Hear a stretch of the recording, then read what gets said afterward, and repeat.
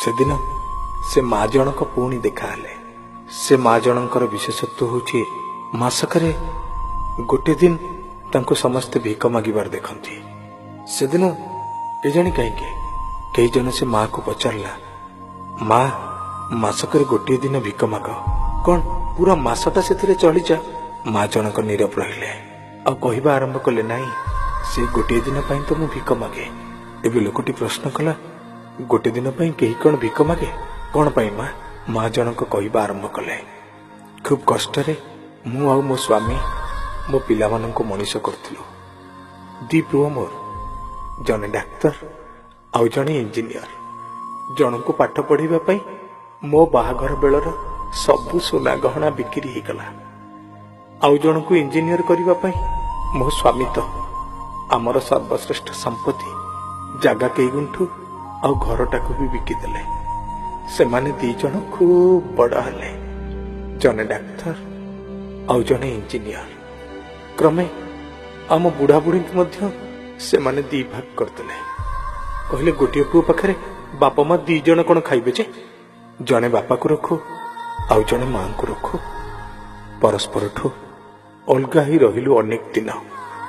ଏ କଥା ବୋଧେ ମୋ ସ୍ୱାମୀଙ୍କୁ ଖୁବ୍ ବାଧିଥିଲା।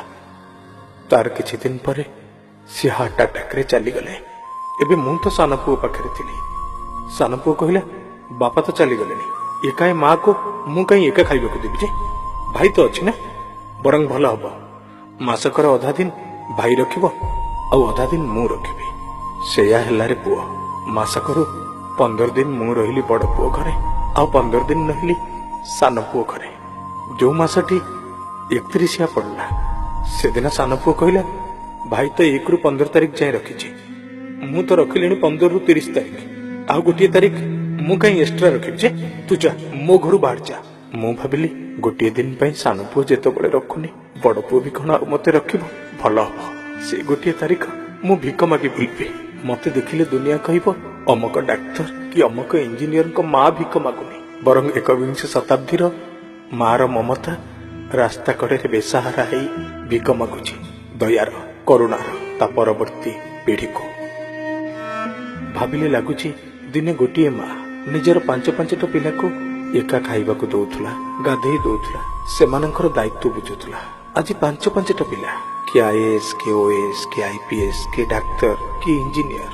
ସେଦିନ 5-5ଟା ପିଲାକୁ ଏକା ଖାଇବାକୁ ଦଉଥିଲା ମା, ଅଥଚ ଆଜି 5-5ଟା ପିଲା ମିଶି ମାକୁ ମୁଠାଏ ଖାଇବାକୁ ଦେଇ ପାରୁନାହାନ୍ତି। ମା କାଲି ବି କାନ୍ଦୁଥିଲା, ମା ଆଜି ବି କାନ୍ଦୁଛି। 31 ମାସଟା ଆସିଲେ ସାରା ଭାରତବର୍ଷର ମା ମାନଙ୍କର ଆତ୍ମା ସତେ ଯେମିତି ରାଜରାସ୍ତାକୁ ଓହ୍ଲେଇ ପଡୁଛି। ଭାଇମାନେ, ବାପା ମାଙ୍କୁ ସମ୍ମାନ ଦବା, ଅଧିକାରର ସହ ବଞ୍ଚେଇବା, ବାପା ମାଙ୍କର ମହତ୍ଵ ବୁଝିବା।